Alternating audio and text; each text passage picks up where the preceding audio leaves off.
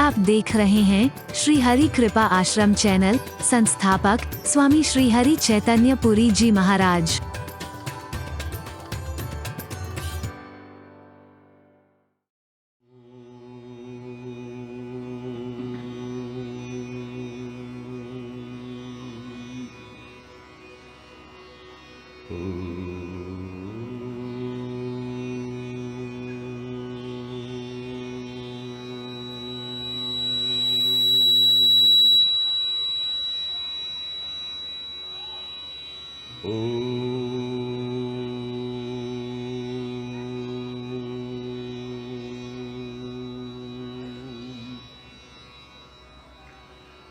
सर्वे भवन्तु सुखिनः।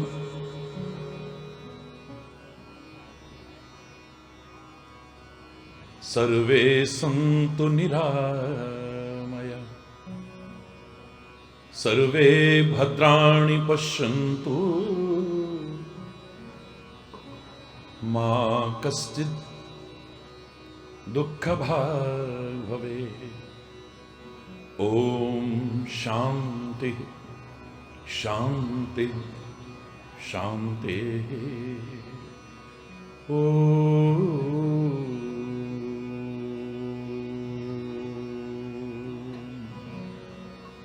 त्वमेव माता च पिता त्वमेव। त्वमेव बन्धुश्च सखा त्वमेव। त्वमेव विद्या द्रविणं त्वमेव।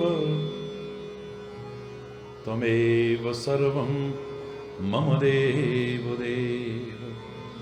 ॐ शान्ति शान्ति शान्ति। ॐ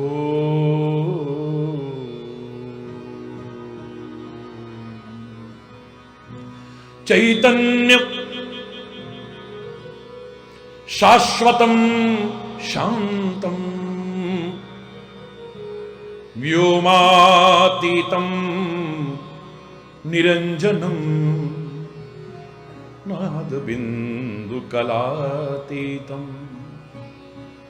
तस्मै श्री गुरवे नमः।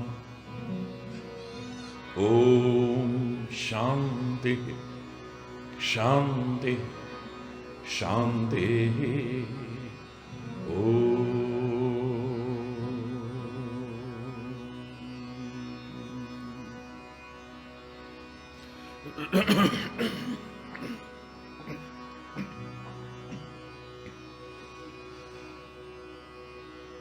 हर देश में तू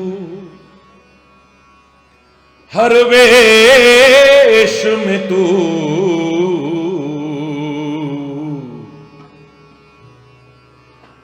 हे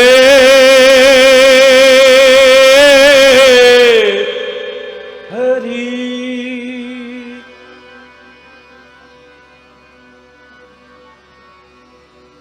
कोई बोले राम राम, कोई खुदाए,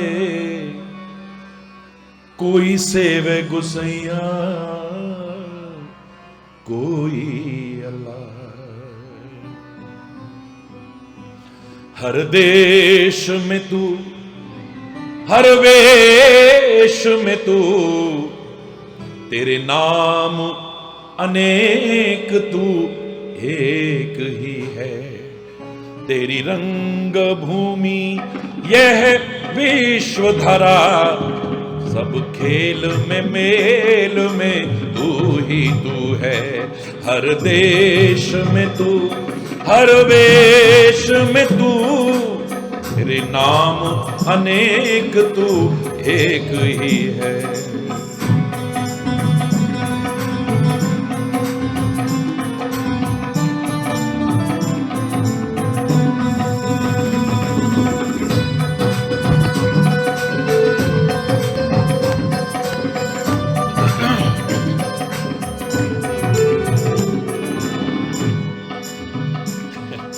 सागर से उठा बादल बनकर, बादल से गिरा जल हो करके। सागर से उठा बादल बनकर बादल से गिरा, जल हो करके फिर नहर बनी, नदियां गहरी तेरे भिन्न प्रकार तू एक ही है। फिर नहर बनी नदियां गहरी तेरे भिन्न प्रकार तू एक ही है। हर देश में तू हर वेश में तू, नाम अनेक तू एक ही है।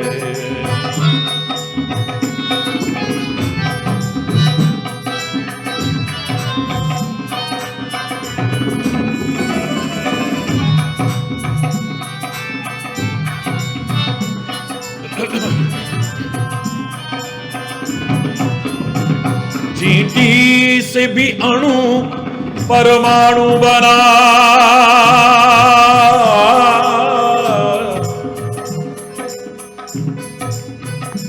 चींटी से भी अणु परमाणु बना, हर जीव जगत का रूप लिया। चींटी से भी अणु परमाणु बना, हर जीव जगत का रूप लिया।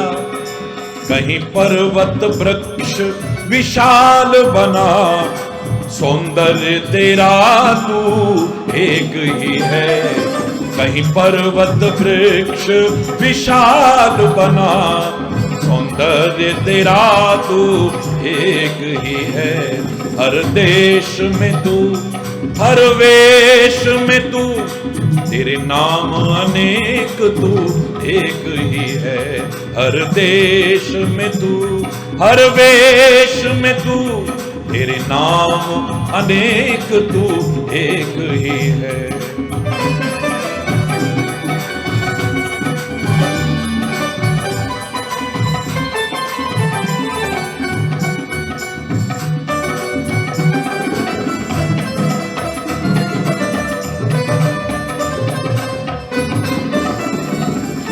ये दिव्य दिखाया है जिसने, वह है गुरुदेव की पूर्ण कृपा। यह दिव्य दिखाया है जिसने, वह है गुरुदेव की पूर्ण कृपा। कर कृपा कुछ और न चाहे दिखा, बस मैं और तू सब एक ही है। हर देश में तू हर वेश में तू, तेरे नाम अनेक तू एक ही है। देश में तू हर वेश में तू, तेरे नाम अनेक तू एक ही, नाम अनेक तू एक ही है।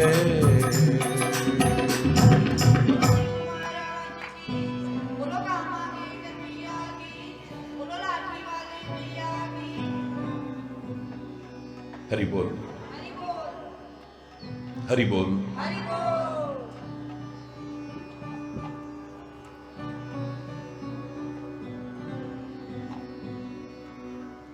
देश के महान राष्ट्रीय पर्व पावन गणतंत्र दिवस की आप सभी को, समस्त भारतवासियों को, संपूर्ण विश्व के अप्रवासी भारतीयों को बहुत बहुत हार्दिक शुभकामनाएं, बहुत बहुत हार्दिक बधाई।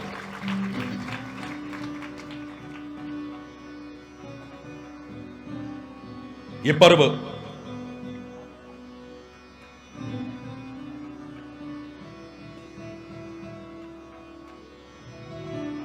हमारा राष्ट्रीय पर्व तो है ही,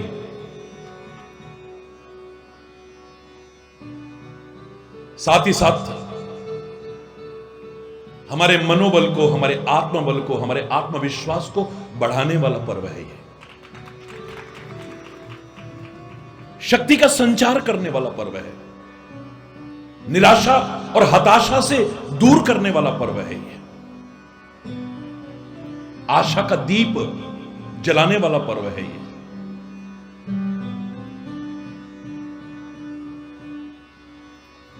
वो कैसे, वो इसके इतिहास पर निगाह दौड़ाई है।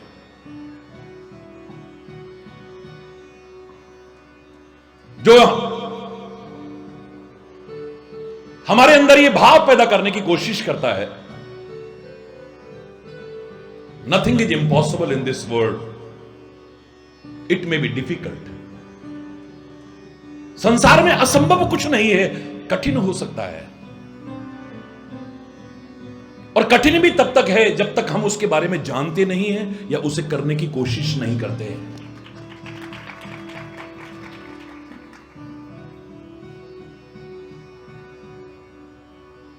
जिन्होंने कुछ किया है, कोई मुकाम हासिल किया है, वो भी आसमान से नहीं टपके हैं। हमारी और तुम्हारी तरह एक मां के गर्भ से पैदा हुए। जब वो कर सकते हैं तो हम क्यों नहीं कर सकते हैं? जो मैं कॉलेज में कह रहा था, even a loftiest tower rises from ground, even a loftiest tower यानी हाईएस्ट, ऊंची से ऊंची मीनार भी इसी जमीन से उठती है, आसमान से नहीं टपकती है। जिन्होंने कुछ करके दिखाया, बन के दिखाया, कोई मुकाम हासिल किया, वो भी हमारी और तुम्हारी तरह एक मां के गर्भ से पैदा हुए। जब वो कर सकते हैं तो मैं क्यों नहीं, आप क्यों नहीं, हम सब क्यों नहीं कर सकते हैं?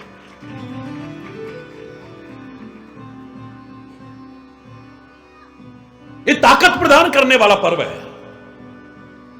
We shall overcome, we shall overcome, we shall overcome someday, the day will कम।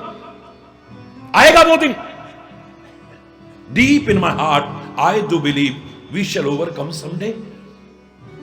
हम होंगे कामयाब, हम होंगे कामयाब, हम होंगे कामयाब एक दिन।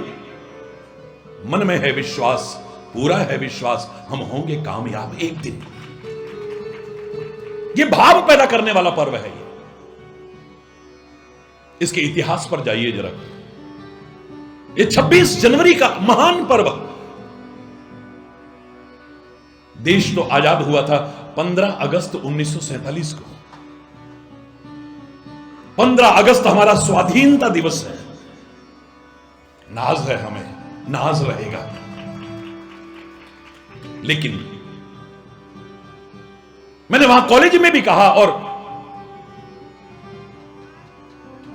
भगत सिंह चौक पर भी कहा, बड़े अफसोस की बात है कि हमारे देशवासी बहुत कम लोग जानते हैं, देश आजाद होने से पहले से कितने वर्ष पहले स्वाधीनता दिवस मनाना हमने प्रारंभ कर दिया था।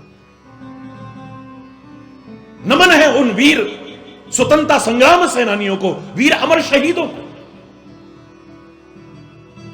जिनका मनोबल, जिनका आत्मबल, जिनका आत्मविश्वास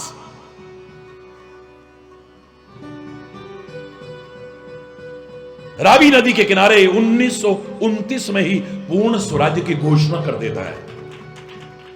और वो दिन था 26 जनवरी का।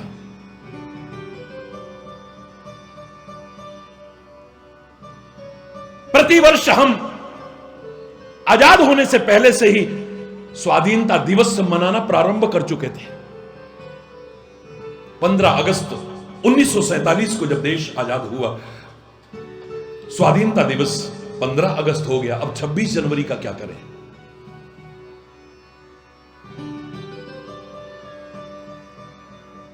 आज की तरह औपचारिक नहीं था यह पर्व।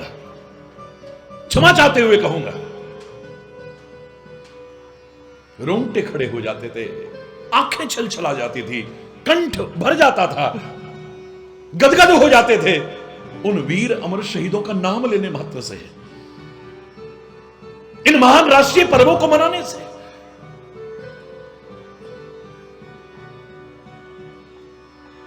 यह सोचा गया कि इसे भी एक महान राष्ट्रीय पर्व बनाया जाए।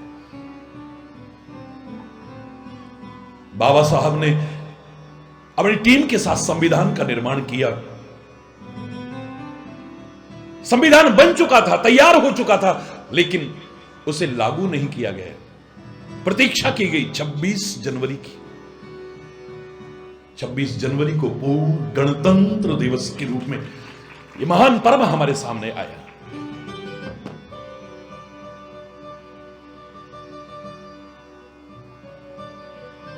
जरा सोचिए उनके बारे में, जिनके मन में पूरा कॉन्फिडेंस था, सेल्फ कॉन्फिडेंस से लबालब भरे हुए थे। आजादी से हमें कोई रोक नहीं सकता है। वो वीर अमर शहीद, वो स्वतंत्रता संग्राम सेनानी है और इतिहास साक्षी है।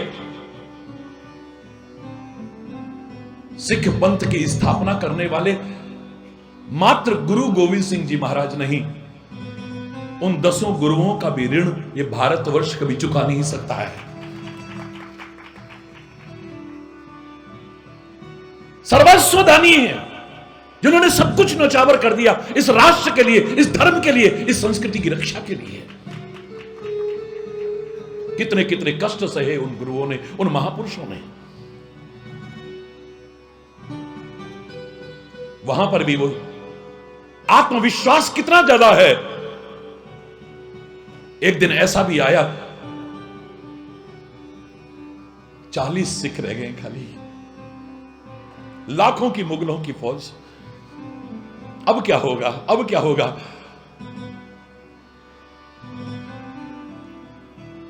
लेकिन गुरु गोविंद सिंह जी महाराज का सेल्फ कॉन्फिडेंस देखिए, उनका मनोबल देखिए, उनका आत्मबल देखिए। 1.25 लाख ते एक लड़ाऊं, चिड़ियन ते मैं बाज लड़ाऊं, तब गुरु गोविंद सिंह नाम धराऊं। और खाली कहा नहीं, करके दिखाया है। लाखों की फौज उन 40 सिखों के सामने दुम दबा करके भाग गई थी। शास्त्रीय का गर्व का अनुभव होता है।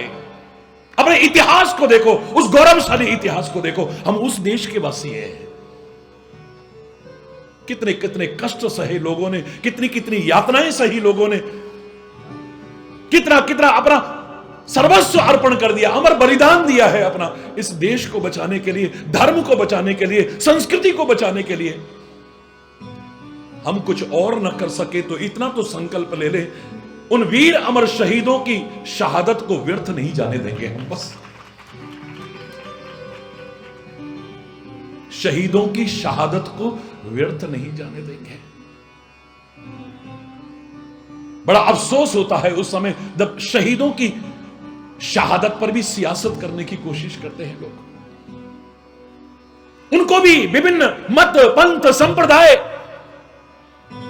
उनसे जोड़ने की कोशिश की जाती है। रोंगटे खड़े हो जाते हैं, अफसोस भी होता है। अरे उनकी तो छोड़िए, वो तो सारे एक बैनर तले थे बस, भारत माता की वंदे, कोई दूसरा नहीं।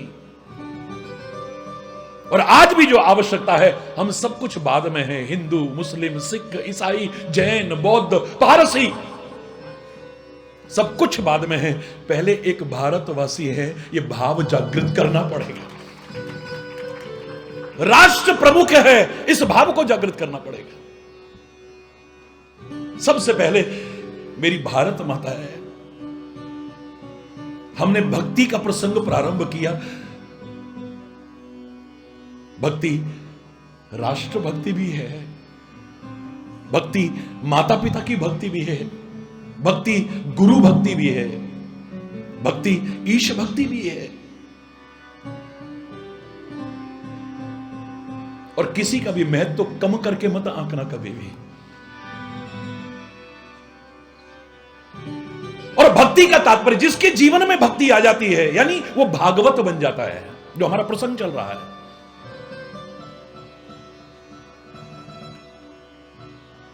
भागवत बन जाता है। भागवत के आधे अधूरे अर्थों के साथ सुनने वालों, भागवत का तात्पर्य होता है जो भगवत पारायण होते हैं। भगवत पारायण को भागवत कहा जाता है। भक्ति परिपूर्ण जीवन जीने वाले को भागवत कहा जाता है। मेरे पवन पुत्र हनुमान जी परम भागवत हैं। मीरा, तुलसी, सूर, कबीर, गुरु नानक देव, गुरु गोविंद सिंह जी महाराज, चैतन्य महाप्रभु, वो जितने भक्त और संत हैं, सारे के सारे परम भागवत हैं। मैं गुरुवाणी को भी इसलिए इतना महत्व देता हूं। आप देखते हैं मेरे प्रवचनों में बहुत ज्यादा भाग आता है उसका, क्योंकि सांझी वाणी है। एक वो वाणी जिसने सबको बराबर सम्मान दिया है, ना कोई हिंदू, ना कोई मुसलमान, ना कोई छोटा, ना कोई बड़ा, सबकी वाणी को सम्मान देने वाली सांझी वाणी है, जहां सब बराबर हैं। मानस की जात एक, जिसकी आवश्यकता है आज। जो अभी आप सुन रहे थे, मैंने कहा हम सब कुछ बन गए हैं, लेकिन काश एक सच्चे इंसान बन जाएं, समाज की दिशा और दशा बदल जाए। और मजबूर होकर के मैंने कहा था कि अब तो मजहब कोई ऐसा भी चलाया जाए जिसमें इंसान को इंसान बनाया जाए, जिसकी खुशबू से महक जाए पड़ोसी का भी घर, फूल इस बगिया में अब ऐसा खिलाया जाए। आग बहती है अब यहां नदियों में भी, कोई बतलाए कहां जाके नहाया जाए। कभी जयपुर में आग लगती है, कभी अक्षरधाम में आग लगती है, कभी जम्मू के रघुनाथ मंदिर में आग लगती है, कभी बनारस के हनुमान मंदिर में आग लगती है। उन दरिंदों ने, आतंकवादियों ने पवित्र उपासना स्थलों तक को नहीं छोड़ा। जहां लोग जाते थे कि हे परमात्मा हमारी रक्षा करना, हम नहीं जानते थे कि वहां जाकर के भी हमारी जान जा सकती है। आग बहती है अब यहां नदियों में भी, कोई बतलाए कहां जाके नहाया जाए। हो मेरे प्यार का कुछ ऐसा असर तुझ पर भी, हो तेरे प्यार का कुछ ऐसा असर मुझ पर भी। मैं रहूं भूखा तो तुझसे भी न खाया जाए, और तू रहे भूखा तो मुझसे भी न खाया जाए। इंसान इंसान बन जाए, क्योंकि इंसान ही एक दूसरे के दुख दर्द को पहचान सकता है। और भागवत बनते ही, यानी भक्त बनते ही, चाहे वो राष्ट्र भक्त हो, गुरु भक्त हो, मातृपितृ भक्त हो, प्रभु भक्त हो, सबसे पहले उसके अंदर भाव जागृत होता है। भाव, ये भाव भी अगर सही हो, जिंदगी को संवार देगा। मैंने आपको कल बहुत विस्तार से सुनाया इसके बारे में, लेकिन इसका एक पहलू यह भी है, अगर भाव गलत हो गया तो जिंदगी को नरक भी बना देता है। इतने सेंटिमेंटल हो गए हैं, लोगों ने मजाक तक कर दिया है, यार तू सेंटी होता है तो मैं मेंटल हो जाता हूं। हरी बोलना, जोर से बोलना, मजाक तक किया है। इतने सेंटिमेंटल, इतने भावुक हो गए हैं। किसी ने किस भावना से क्या कहा, कहने वाला तो कह के चला, अब हम रो रहे हैं, हम परेशान हैं, इसलिए तो नहीं कहा होगा, इसलिए तो नहीं कहा होगा, इसलिए तो नहीं कहा होगा, इसलिए तो नहीं कहा होगा, अब हम परेशान हैं। इस तरह का भाव कभी जागृत करने की, ऐसे भावुक होने की आवश्यकता नहीं है। आपका दिल पत्थर का ना रहे, आपके अंदर कठोरता ना रहे, क्योंकि परमात्मा ने, प्रकृति ने 3 चीजों में कठोरता नहीं दी है। हमारी जवान में कोई हड्डी नहीं है। प्रकृति चाहती है, परमात्मा चाहते हैं, इस वाणी से कभी कठोर वाणी ना बोली जाए। याद रखना, मेडिकल साइंस इसे स्वीकार करता है। हमारे शरीर का इकलौता ऐसा एक अंग है ये जीभ, जिसका घाव सबसे पहले बढ़ता है। जीभ का घाव सबसे पहले बढ़ता है। यहां तक कि चोट लग जाए, खून बह रहा हो, ज्यादा जरा सा बूरा डाल दिया, चीनी डाल दी, आप देखोगे कब भर गया कोई पता ही नहीं चलता है। इसके टिश्यूज ऐसे हैं, एकदम से घाव भरता है। यहां पर डॉक्टर्स भी बैठे हुए हैं। जीभ इकलौता ऐसा अंग है हमारे शरीर का जिसका घाव सबसे पहले बढ़ता है, लेकिन जीभ का दिया घाव कभी नहीं बढ़ता है। याद रखना,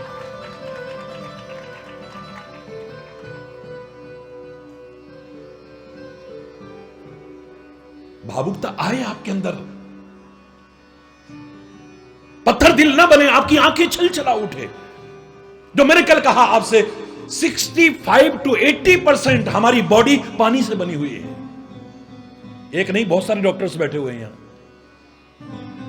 पहले 80% कहते थे हमारे शरीर में पानी है, अभी जो नई रिसर्च है उसके हिसाब से 65% कहते हैं।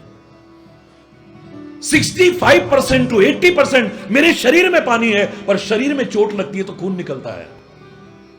और मेरे हार्ट में 100% खून है, लेकिन जब दिल में चोट लगती है तो पानी निकलता है। आखिर ऐसा क्यों? क्यों? जब शरीर में चोट लगती है, जो पानी का बना हुआ है, इसमें से खून निकलता है, और जब दिल में चोट लगती है तो पानी निकलता है।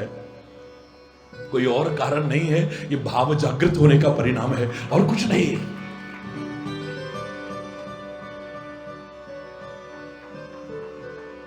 ये भाव ही तो है। पत्थर में क्या भगवान पड़ा हुआ है? उसमें क्या भगवान पड़ा हुआ है? ये छोटे से टुकड़े में क्या भगवान हो जाएगा? वो सर्वशक्तिमान है, वो भलाना है। एक कहने लगा, तू कहता रहे, तेरे निगाह में एक छोटा सा कागज का टुकड़ा है, लेकिन इस पर लोगों ने अपनी जानें तक कुर्बान कर दी हैं। पूरे राष्ट्र का प्रतीक माना जाता है। ये भाव अगर नहीं होगा हमारे मन में कि हमारी आन बान और शान का प्रतीक है, इतना बड़ा राष्ट्र इतने से कागज में, छोटे से कपड़े के टुकड़े में, ये भाव ही तो है। हम इसे राष्ट्र का प्रतीक मानते हैं। इसका सम्मान पूरे राष्ट्र का सम्मान है, और इसका निरादर पूरे राष्ट्र का निरादर है। जिसके लिए लोगों ने अपनी जानें तक कुर्बान कर दी, कभी इसको नीचे नहीं होने दिया है। इसकी आन बान और शान को कभी कम नहीं होने देना है। हम सब भारतवासियों को संकल्प लेना पड़ेगा। ये भाव ही तो है।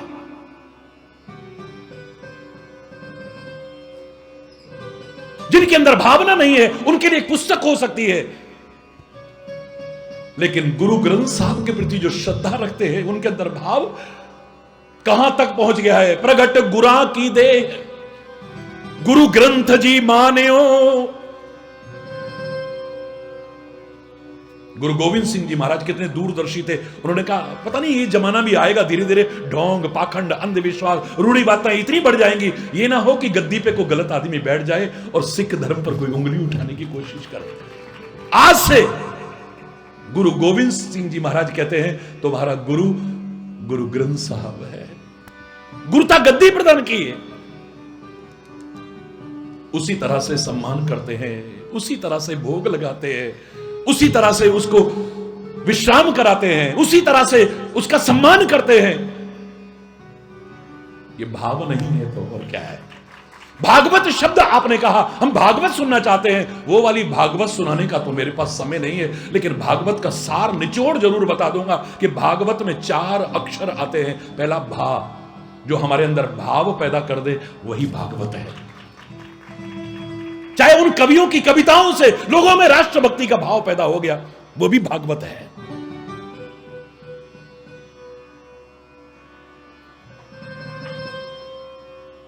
अपने माता पिता की भक्ति करते करते अपना जीवन अर्पण कर देता श्रवण कुमार परम भागवत कहलाएगा हमेशा। ये भाव ही तो है। लोग कहते हैं मरने के बाद अस्थियां कहां डालना? गंगा जी में डालना।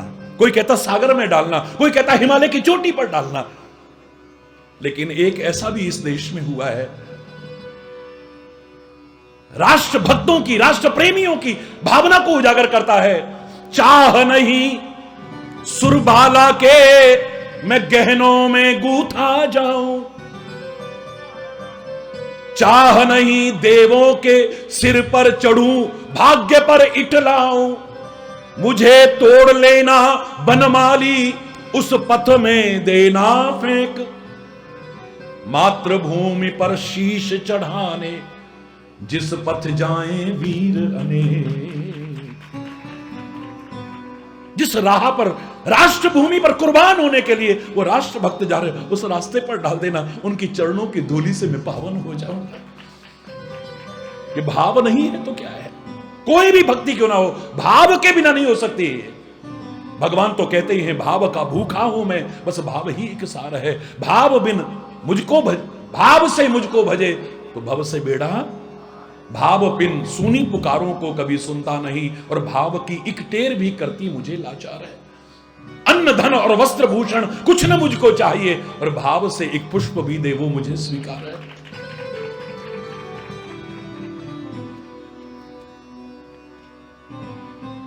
हरि बोल। भाव सृजन कर दे वो भागवत है। आज सुन लीजिए सूक्ष्म ही, क्योंकि समय कम है। भागवत का दूसरा अक्षर आता है ग। बोलो ग। गा अक्षर की महिमा भारत की संस्कृति में बहुत ऊपर है।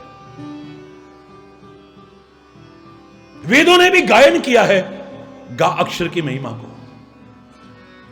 भारतीय संस्कृति की महान धरोहर है गंगा, बोलो जोर से बोलो, गीता, गायत्री, गोविंद, गौ, गुरु, इनकी महिमा को भारतीय संस्कृति गाती रही है, गा रही है और आगे भी गाती रहेगी।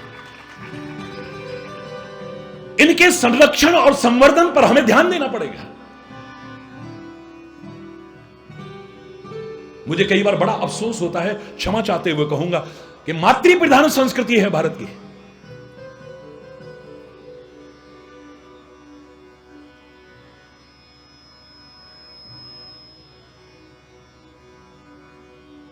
वंदे मातरम,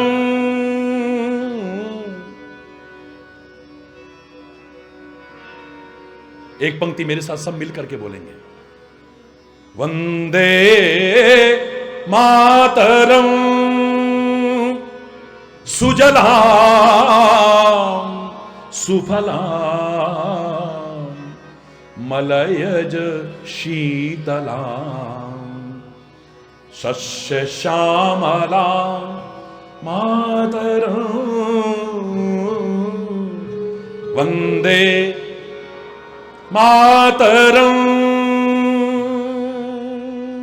वंदे। बड़ा अफसोस होता है, जहां वंदे मातरम कहते कहते लोग हंसते हंसते शूली पर चढ़ गए, आज उस राष्ट्र में आवाज उठती है कि वंदे मातरम और भारत माता की जय नहीं बोलेंगे। ये शर्मनाक स्थिति है।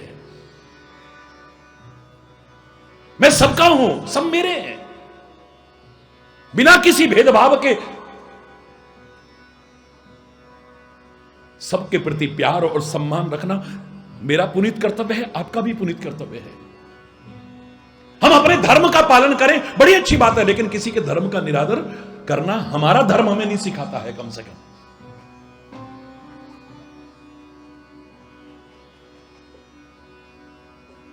हरि बोलना। वंदे मातरम मातृ प्रधान संस्कृति है इस राष्ट्र की। और आज मुझे बड़ी प्रसन्नता हुई, मातृशक्ति ने जो भगत सिंह चौक पर एक आलीशान कार्यक्रम करके दिखाया। मैं अपनी प्रसन्नता को व्यक्त करता हूं और उन्हें साधुवाद देता हूं, धन्यवाद देता हूं उस महान कार्यक्रम के लिए। जो लोग वहां थे या पूरे शहर में माइक के जरिए सुन रहे थे, एक बार जोरदार तालियों से उनकी भावना का सम्मान करिए। यहां हर एक को मां का दर्जा दिया गया है, मां यानी सम्मान का दर्जा। जन्म देने वाली को भी हमने क्या कहा? मां। जोर से बोलो। हमने पशु नहीं कहा।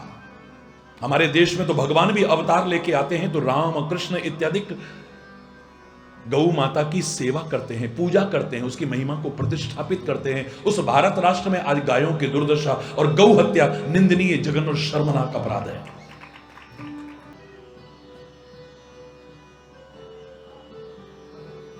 हमने पशु नहीं कहा, मां कहा है, गौ माता कहा है। हमने पृथ्वी नहीं कहा है। पृथ्वी, भाई सारे बोलो, जोर से बोलो। पृथ्वी, अपने राष्ट्र को मदरलैंड कहा होगा, मातृभूमि कहा होगा लोगों ने, लेकिन हमने तो उसमें भी भारत माता कहा है। दुनिया का और कोई दूसरा कहने का अधिकार नहीं रखता है। किसी राष्ट्र ने अपने राष्ट्र के नाम के साथ मां शब्द नहीं जोड़ा है। इकलौता भारत राष्ट्र है। यह मां शब्द की गरिमा और महत्ता देखिए। मेरा कन्हैया भी कहता है, माखन मुझे मां की वजह से अच्छा लगता है, माखन की वजह से अच्छा नहीं। इसमें मां शब्द है इसलिए अच्छा लगता है मुझे। यह मां शब्द की गरिमा है। हमने पुस्तक नहीं कहा, गीता माता कहा है। हमने पौधा नहीं कहा है, तुलसी, जोर से बोलो ना, माता कहा है। हमारे अंदर जो बैठी है, जो शरीर को शरीर बनाने लायक, चलने फिरने लायक बनाती है, हमने उसको भी आत्मा, उसमें भी मां शब्द जोड़ा है। जिनके बल पर यह दुनिया टिकी है। गिनी चुनी घटनाएं आपके सामने आती हैं, भावनाएं आहत होती हैं, शर्मनाक है वो भी। लेकिन याद रखना, चाहे उंगलियों पर गिनने वाले भी हों, उन संत महात्माओं के बल पर ही दुनिया टिकी हुई है। उनका सम्मान कभी कम नहीं हो सकता है। उनको भी हमने महात्मा, उसमें भी मां शब्द जोड़ा है। यह भारत की संस्कृति की महानता है, मां शब्द के प्रति कितना सम्मान है। यहां तक कि उस परम सत्ता सर्वशक्तिमान ईश्वर को भी जब हम पुकारते हैं, उसे भी परमात्मा कह करके पुकारते हैं, मां शब्द का संबोधन करते हैं। मातृ प्रधान संस्कृति वाले राष्ट्र में जहां मां सम्मान का दर्जा माना जाता है, हर एक के साथ मां शब्द जोड़ा है, बड़ा दुख होता है। मेरे हृदय में पीड़ा है, मैं व्यक्त करना चाहूंगा इस अवसर पर। जिन जिन के साथ मां शब्द हमने जोड़ा है, उनकी क्या दुर्दशा कर रखी है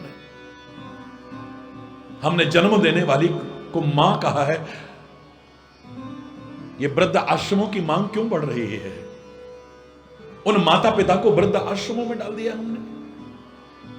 घर में भी है तो वो रोते हैं। मैंने लोगों से कहा था, आपने बहुत गीला किया है माता पिता को बचपन में, गंदगी कर करके, कम से कम बुढ़ापे में दुख से उनकी आंखों को कभी गीला मत करना। दुख में उनकी आंखों को गीला मत करना कभी भी। ना दे सको सोना चांदी हीरे जवाहरात, कुछ और ना दे सको, सुबह शाम इतना तो प्यार से पूछ लिया करो, माताजी पिताजी कैसे हो? उनको सब कुछ मिल जाएगा इतने में ही।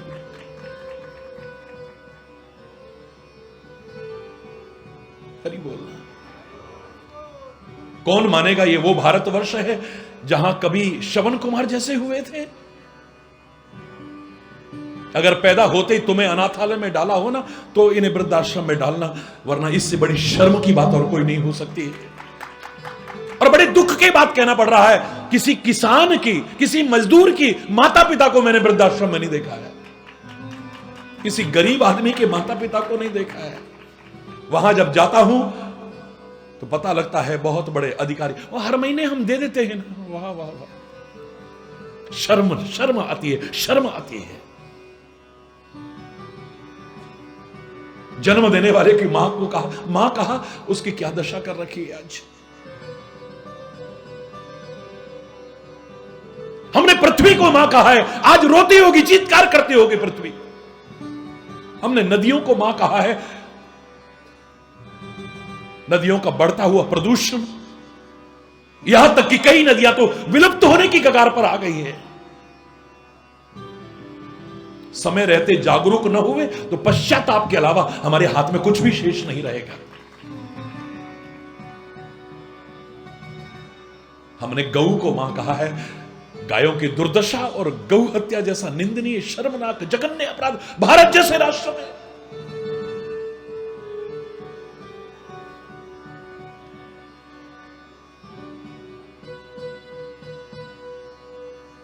सिख पंथ का वो महान बलिदान और त्याग देखिए। वो कहते हैं तिलक, जनेऊ और गौ की रक्षा के लिए सर्वस्व दान कर दिया है। आज गायों की दुर्दशा, जिसको हमने मां कहा है, जरा देखो हालत उनकी। गीता को मां कहा है, मेरी शायद धूल चाट रही होगी अलमारियों में ऊपर पड़ी हुई कहीं। किसी ने अपने जीवन में कर्म, भक्ति और ज्ञान का वो सुंदर समन्वित रूप उतारने की कोशिश की, उतार लिया होता तो जीवन दिव्य बन जाता, महान बन जाता, आदर्श बन जाता हमारा जीवन। कर्म, भक्ति और ज्ञान का वो सुंदर समन्वय, ऐसा अनूठा समन्वय, मात्र कर्म नहीं, मात्र भक्ति नहीं, मात्र ज्ञान नहीं, इन तीनों का समन्वय हो। क्योंकि मात्र कर्म मत करो, चाहे जो कर्म मत करो, चाहे जैसे कर्म मत करो, कर्म के साथ ज्ञान होना भी जरूरी है, वरना पछताओगे। बिना विचारे जो करे सो पाछे पछताए, काम बिगाड़े आपनो जग में होत हंसाए। पश्चाताप होगा, गिलानी होगी, शर्मिंदगी होगी। कर्म ही पूजा है कहने वालों, हर कर्म को पूजा कैसे कह सकते हो तुम? सारा दिन दुकान पर बैठा है, यह कर्म है, कर्म ही पूजा है तो कम तोलने वाले, बेईमानी करने वाले, मिलावट करके लोगों की जिंदगी से खेलने वाले, उनके स्वास्थ्य से खेलने वाले, उस कर्म को पूजा कैसे कह सकते हो? तुम कहो, मैं तो नहीं कह पाऊंगा कम से कम। डॉक्टर, मैंने कल आपको बताया, आपने कहा हम सबको रोना आ गया था और मेरी भी आंखों में आंसू आ गई थी। डॉक्टर को मैंने भगवान का रूप कहा था। लेकिन जो डॉक्टर थोड़े से लालच के पीछे ऑपरेशन के बहाने किडनियां निकाल ले,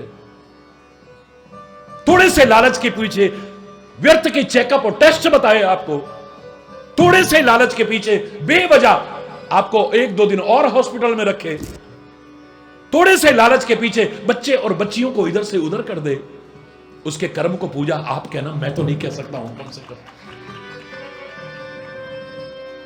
हमारे पुलिसकर्मी, हमारे वो सुरक्षा बल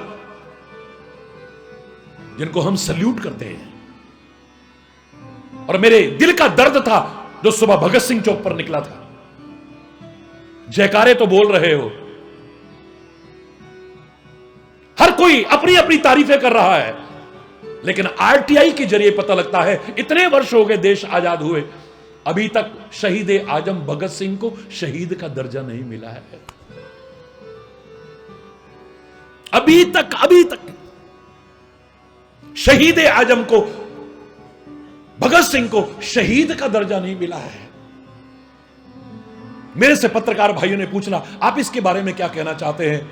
मैंने तो इतना ही कहा था, वो शहीद आजम भगत सिंह, वो वीर अमर शहीद, वो स्वतंत्रता संग्राम सेनानी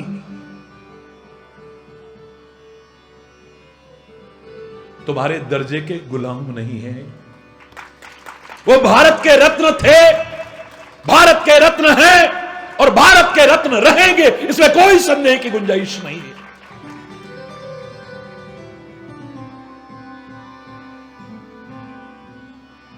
अभी दिल्ली में जब प्रेस कॉन्फ्रेंस हो रही थी, कई चीजें उभर करके आई और संयोग से उस दिन बाल दिवस भी था। मैंने आवाज उठाई थी वहां पर कि गुरु गोविंद सिंह जी के उन नौनिहालों के नाम पर बाल दिवस की, जिन्होंने सर्वस्व अर्पण कर दिया, दीवारों में चिंता चढ़ाए गए। ऐसे बचपन को कहां देखोगे तुम?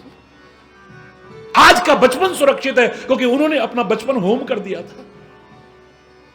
जिनके माता पिता भी कहते हैं कोई बात नहीं, 4 गए तो क्या है, 1000 है अभी।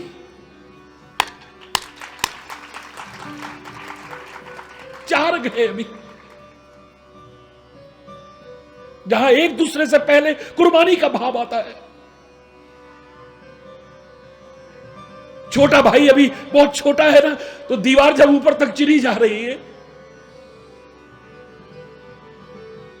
उसके यहां तक दीवार आ गई है। बड़ा भाई थोड़ा लंबा है, उस तक नहीं आई अभी, उसकी आंखों में आंसू आ गए। कौन है ऐसा? छोटा भाई कहता है, क्यों भाई डर गए क्या वीर जी, कि डर लगता पिया है? डर गए हो? मैं नहीं डर सकता, अपने पिता दी औलाद आसी, पर रो क्यों रहे हो तुसी? बोले डर के नहीं रो रहा हूं, तो क्यों रो रहे हो? बोले भरा तेरे तो पहला मैं आया दुनिया च, लेकिन शहादत तेरी पहला हो रही है, काश मेरी पहला हो जाती। कौन ऐसा मिलेगा? आज हम इस राष्ट्र में बैठे हैं, कभी भूल मत जाना उनको जिनकी वजह से हम यहां पर बैठे हुए हैं। आज के माता पिता को कहो हरि चैतन्य हो, लेकिन मेरे घर में ना हो, दूसरे के घर में हो। भगत सिंह मेरे घर में ना हो, तेरे घर में पैदा हो जाए। विवेकानंद मेरे घर में ना हो, दूसरे के घर में हो जाए। दयानंद मेरे घर में ना हो, तेरे घर में पैदा हो जाए। लेकिन शहीद आजम भगत सिंह की मां के भाव सुनिए, मैं भावुक हूं और पर्व ऐसा है, मैं कहे बिना नहीं रहूंगा। बनो ऐसे, अपनी औलादों को कमजोर मत बनाओ। भगत सिंह के कुछ प्रशंसक और उसके मित्र गांव में जाते हैं शहादत के बाद।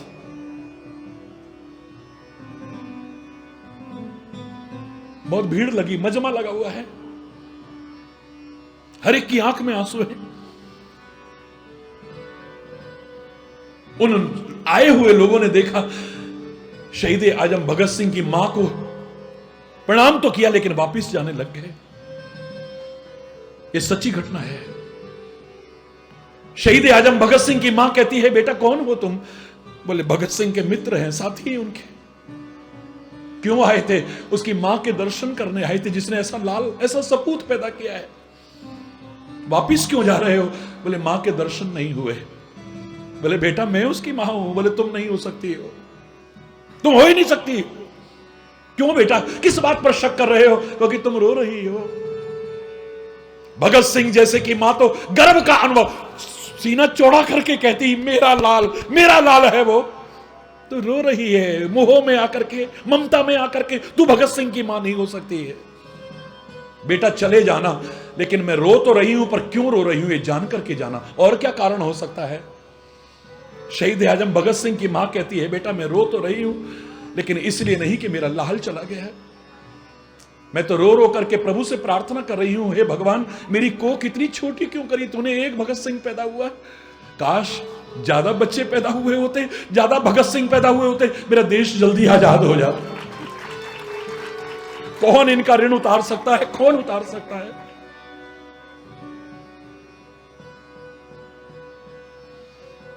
इनके गुण तो गाओ, बड़ी अच्छी बात है। उनकी शहादत को याद रखो, बड़ी अच्छी बात है। लेकिन हम क्या कर रहे हैं, इस पर भी तो विचार हम सबको करना पड़ेगा। हम तो देश को तोड़ने और बांटने की कोशिशें कर रहे हैं, कहीं जाति के नाम पर, कहीं धर्म के नाम पर, कहीं भाषा के नाम पर, कहीं प्रांत के नाम पर। बाज आए इन हरकतों से, वरना उनकी भी आत्मा को दुख पहुंचेगा। याद रखना इस बात को।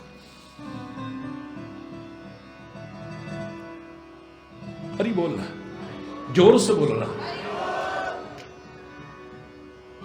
मैं हार्दिक शुभकामनाएं देता हूं, बधाई देता हूं, लेकिन आत्म अन्वेषण के लिए आवाहन करता हूं, आपका आत्म मंथन के लिए आवाहन करता हूं। कहां जा रहे हैं हम, कहां जा रहे हैं? इसका परिणाम क्या होने वाला है?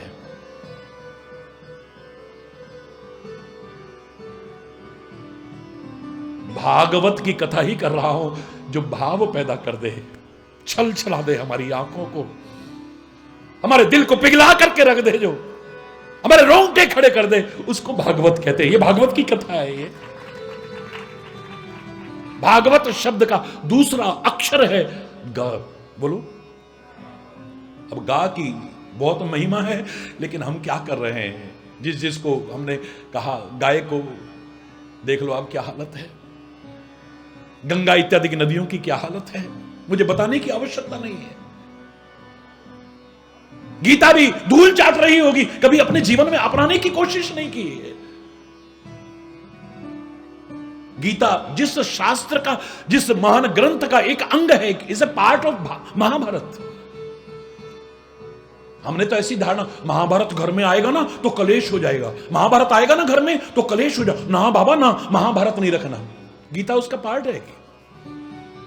पता नहीं किन मूर्खों ने ये भाव हमारे अंदर पैदा कर दिया। शायद उन्हें पता था अगर इसके इस भाग को भी, एक अंश को भी अपने जीवन में अपना लिया, हिंदुस्तान का नक्शा बदल जाएगा। दुनिया में ऐसा अद्वितीय ग्रंथ मुझे नजर नहीं आया है, और सारे के सारे ग्रंथों ने उन शब्दों की, उन विचारों की मान्यता की है।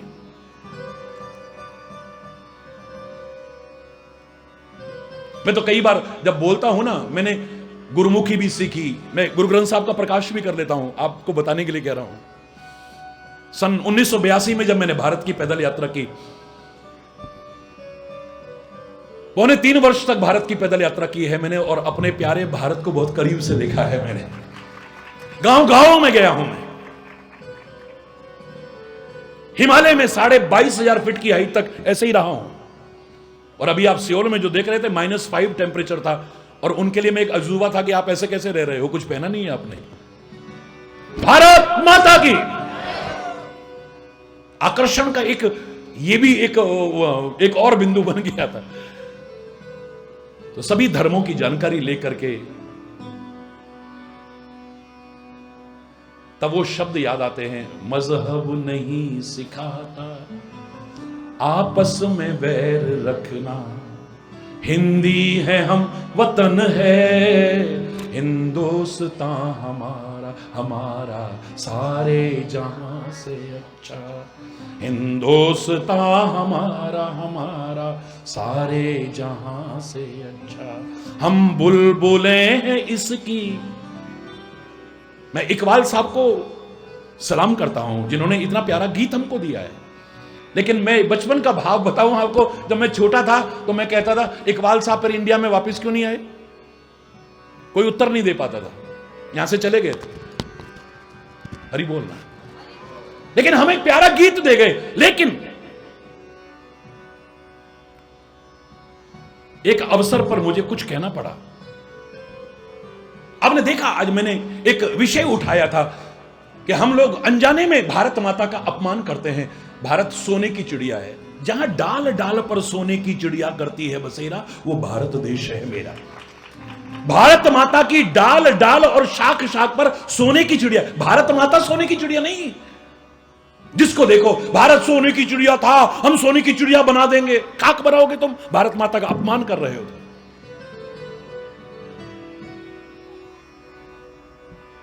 जिसकी डाल डाल और शाख शाख पर सोने की चिड़िया बैठी है। अब मेरे पे यहां सोने की चिड़िया बैठी हूं, आप मुझे सोने की चिड़िया कहने लग जाओ तो मेरा पहला प्रश्न है, आपकी मां को कोई चिड़िया कहे कैसा लगेगा? सब कह रहे नहीं, अच्छा नहीं लगेगा। और वो भी सोने की निर्जीव चिड़िया कहे तो भारत को आपने मां नहीं समझा जो उसे चिड़िया कह देते हो? तुम्हें शर्म नहीं आती है? खुले शब्दों में कह रहा हूं, खुले शब्दों में। कभी गहराई से विचार करके देखना, इस बिंदु पर भी विचार करके देखना। हर कोई कह देता है, रटा पिटा लकीर के फकीर बन करके। कुछ नया सीखने की कोशिश नहीं करते। हम तर्क देते हैं, अपने अपने तर्क देते हैं। उसका वैभवशाली इतिहास, तो वैभवशाली इतिहास के लिए मां को चिड़िया काहे को बना रहे हो भाई? इस भारत माता के साथ जितने भी जुल्म हुए हैं, उसका कारण यही रहा है। जो भारत माता की ओर बुरी नजर रखते हैं, उनको मैं कहना चाहता हूं, भारत की आन बान और शान बढ़ाने के लिए हम बुलबुलें हैं इसकी। और बुलबुल तो क्या, एक चींटी भी कह दोगे, गर्व का अनुभव होगा हमें। हमारे लिए कहो ना। लेकिन अगर भारत माता की ओर बुरी नजर डालते हो, तो ना तो फिर हमारी भारत माता चिड़िया है और ना फिर हम बुलबुल हैं। इस भारत माता के वो लाल हैं, वो सपूत हैं जो तेरी आंखें और आंतें निकालने की भी हिम्मत रखते हैं। मजबूर होकर के कहना पड़ता है, पाक छोड़ नापाक हरकतें, वरना खाक हो जाएगा दुनिया के नक्शे से, सदा को नाम तेरा मिट जाएगा। हमें नाज है अपनी सेना पर, कैसी कैसी परिस्थितियों में वहां जमे हुए हैं। देखो आप जरा, तुम्हारी यहां ठंड में हालत खराब होती है। महाराज जी आपको ठंड नहीं लगती? महाराज जी आपको, मैं सीमाओं पर भी जाता हूं, इकलौता हूं मैं जो सीमाओं पर जाकर के प्रवचन करता है। प्रतिवर्ष आप टेलीविजन पर देखते हैं, सेना के बीच जाकर के प्रवचन देता हूं। विषम परिस्थितियों में भी देशभक्ति का जज्बा लिए हुए, मर मिटने का जज्बा लिए हुए, देश की रक्षा के लिए कृत संकल्प उन सेना को देख करके अपनी ठंड का तो एहसास ही नहीं होता है।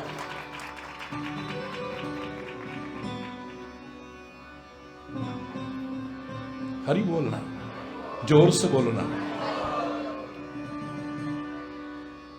ज्यादातर हमारे साथ क्यों हुए जुल्म? हम अपने भारत मां को चिड़िया कहते रहे।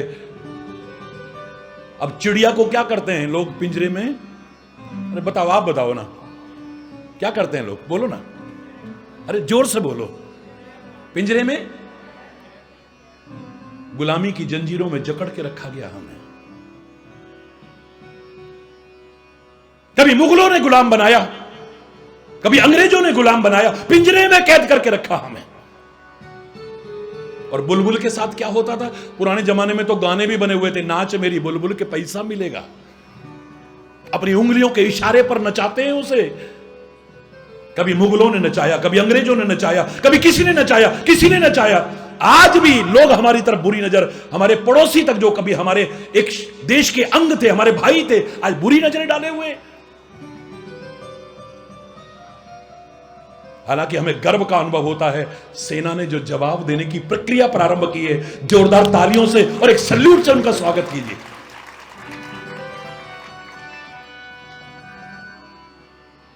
हरि बोलना। उनको बताने की आवश्यकता है। फिर ना तो मेरी माता चिड़िया है, फिर खाली हम बुलबुल नहीं है, तेरी आंखें और आंतें निकालने वाले इसके लाल, इसके सिंग, इसके सपूत हैं हम भारत माता के। बच्चे बच्चे के मन में यह भाव आ जाए, दूध मांगोगे तो, मैं नहीं बोलूंगा आगे, आपको बोलना है, दूध मांगोगे तो नहीं। मजा नहीं आया अभी, मुझे नहीं आया मजा। मैं कोई कथावाचक थोड़ी ना हूं भाई, मेरा कोई धंधा थोड़ी ना है, कोई मैं पैसे लेके बोलने नहीं आया। लोग गर्व से कहते हैं कि महाराज जी आए, कोई ये तो नहीं कह सकता ये बिकी हुई जवान है, आपके प्यार भावना से तो आया हूं। मैं इतना बोल रहा हूं, सुबह से छठी जी का बोल रहा हूं, आप इतना सा नहीं बोल सकते? जोर से बोलो ना। दूध मांगोगे तो, एक बार और जोर से बोलो, दूध मांगोगे तो, और कश्मीर मांगोगे तो, भारत माता की वंदे। चलो भागवत पर आ जाते हैं, कहीं मामला दूसरा ना हो जाए। हरि बोलना। भागवत पर आ जाते हैं। भागवत जो हमारा प्रसंग चल रहा है, भाव आ जाए हमारे अंदर, भागवत हो जाएगी। दूसरा अक्षर है ग। गाय की महिमा मैंने आपको बताई, गंगा की महिमा आपको बताई, गीता की महिमा आपको बताई, गुरु की महिमा आपको बताई, गायत्री इत्यादि मंत्रों की महिमा आपको बताई, गोविंद, ये भी गा से है, गोविंद इत्यादि उन महापुरुषों अवतारों की महिमा बताई। लेकिन अफसोस है आज इन सब का क्या हाल है। हरि बोल। हमें झांकना पड़ेगा, थोड़ा सा अंदर झांकना पड़ेगा। लेकिन भागवत कब शुरू होगी, याद रखना। गा का तात्पर्य है जो गर्व का नाश कर दे, वो भागवत है। जो हमारे अहंकार को समाप्त कर दे, क्योंकि भक्ति में अभिमान को गुंजाइश नहीं है। मैं तो है ही नहीं, मेरा आपकी कृपा से सब काम हो रहा है, करते हो तुम कन्हैया मेरा नाम हो रहा है। मेरा आपकी कृपा से सब काम हो रहा है, करते हो तुम कन्हैया मेरा नाम हो रहा है।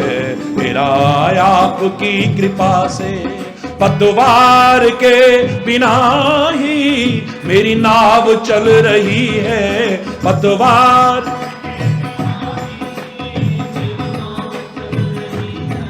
तूफान में भी देखो ये जोत जल रही है। तूफान में भी अपनी कृपा के जल से मुझको भिगो रहा है। अपनी कृपा के जल से मुझको भिगो रहा है। करते हो तुम कन्हैया मेरा नाम हो रहा है। मेरा आपकी कृपा से सब काम हो रहा है। करते हो तुम कन्हैया मेरा नाम हो रहा। मैं पूरा भजन नहीं सुना रहा, वहां तो यह है, सो सब तब प्रताप रघुराई, नाथ न कछु मोरी प्रभुताई। करे करावे आपे आप, मानुष के कछु नहीं।